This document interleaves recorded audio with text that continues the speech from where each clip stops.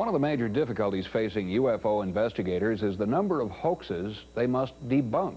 Now, recently, we conducted our own investigation into these hoaxes. We wanted to expose these frauds for what they are and to show you what to look for the next time someone purports to have proof that UFOs exist. One of these 4 pictures is a proven hoax. Guess which one? If you guessed this photograph, you guessed right.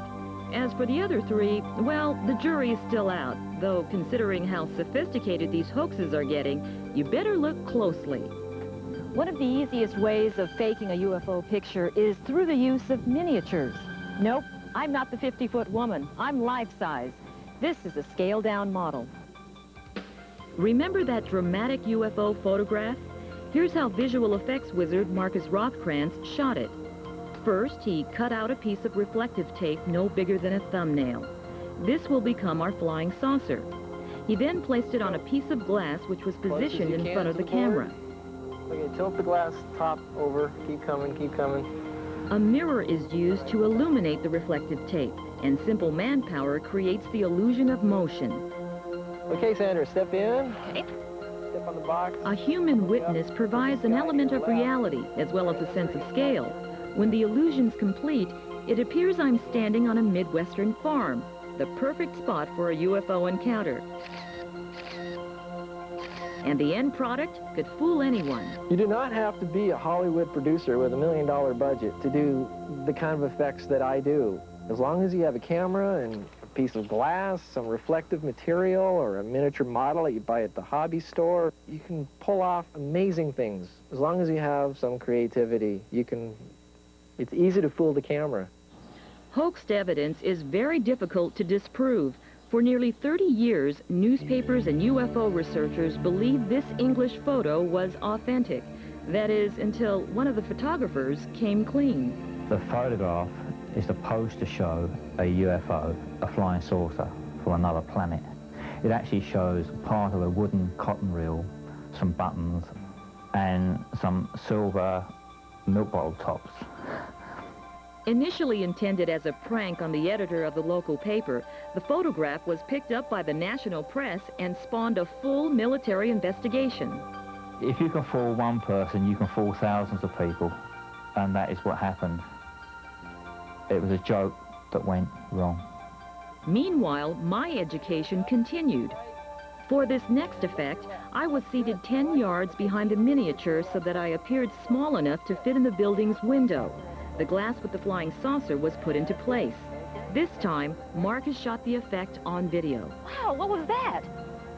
If it weren't for my acting, you'd probably be fooled. But when actors and directors get it right, the end result might convince anyone. It's a spaceship, Mike. I know it is. No way. It's not a spaceship. Holy it's dead. Holy guys, I'm zoomed in. It's a spaceship. When Encounters returns, we'll investigate more hoaxes that have baffled the experts. And when you see this dramatic and phony evidence, you'll understand why. So stay with us. Coming up, is this a close encounter of the 5th kind? It's a spaceship. This time, even the experts aren't sure. What I saw on film looked a lot like what many people have described to me. Our hoax report continues. It's easy to understand why people would enjoy hoaxing UFO encounters. What isn't easy to understand is the way they do it. Our UFO hoax hall of shame is full of cases in point, and we admit, even we were fooled. Perhaps the most bizarre example of mistaken identity began in the fall of 1993, when copies of this videotape began to circulate among UFO enthusiasts. It begins with a birthday party, obviously shot on home video. But then, the party takes a strange turn. A power outage and a flash of light cause the men to investigate an apparent plane crash on the other side of the hill. It's a spaceship, Mike. I know it is. No way. It's not a spaceship. Holy it's dead. Holy guys, I'm zoomed in. It's a spaceship. Moments later, the UFO's occupants emerge. Holy I think it's us. They're looking at us. Get the here. For 60 terrifying minutes, the panic-stricken family fights off the invading aliens. The home video ends abruptly as the aliens enter the family's home and apparently abduct them. When I first ran across the tape, I was invited over to a friend's house who said he had a very interesting UFO abduction tape. Tom Dongo is a top UFO researcher and author based in Sedona, Arizona. He believed the tape was genuine. I was stunned, shocked by what I saw.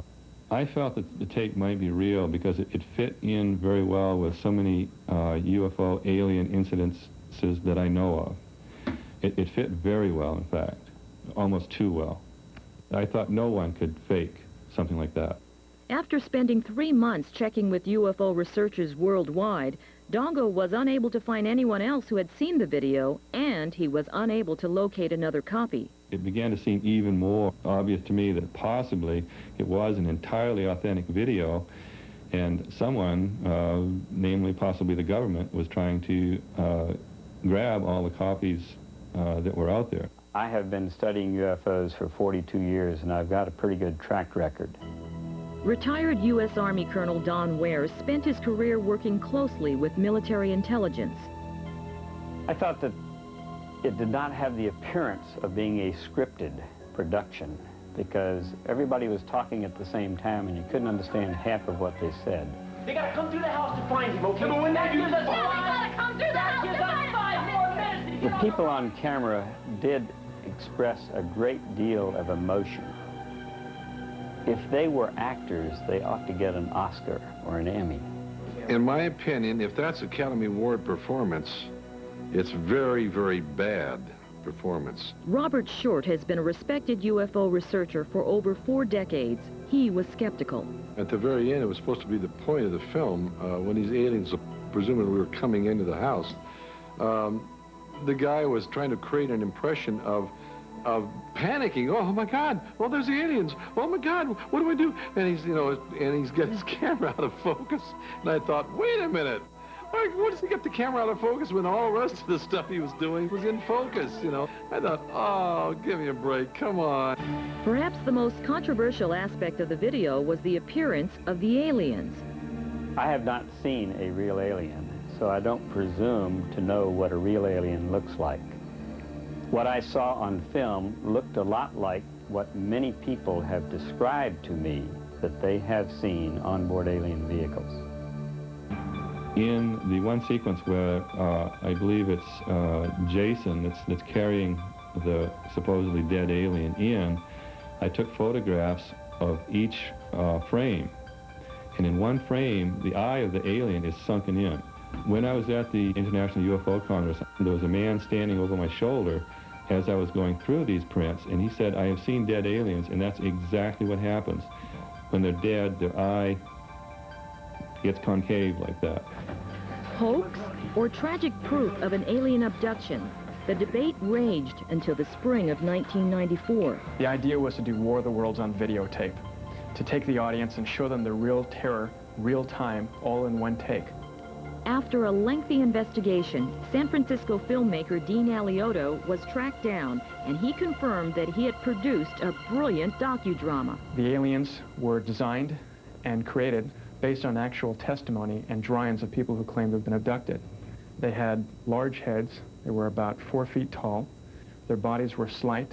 They looked very androgynous. We hired 8-year-old little girls to be in these suits. I didn't intend for this to be a hoax at all. My goal was to set out to make the most realistic UFO abduction tape possible, but this was beyond my wildest dreams. It was a huge compliment to the cast and crew that people, UFO-ologist, scientist, and a colonel with military experience believed that this was an actual tape, an actual documentation of someone being abducted. It cracked me up. I couldn't believe it. But truth is in the eye of the beholder, and even though Dean Alioto confessed, Tom Dongo has his doubts. There's really something inside me that really is not convinced that parts of it are not real.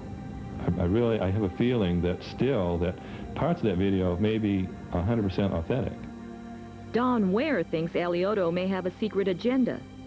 I am not convinced the thing is a hoax because I know that our government policy is to insert disinformation into every major UFO case or release a document, or possibly every home video that gets on the market. The reason is to keep the public from getting too excited about our alien visitors. Hence the stickers on the back of the video saying this is a dramatization, which allows people not to accept it if they don't have to. It's clear that people will believe what they want to believe. Ultimately, you have to decide for yourself. Encounters will be right back.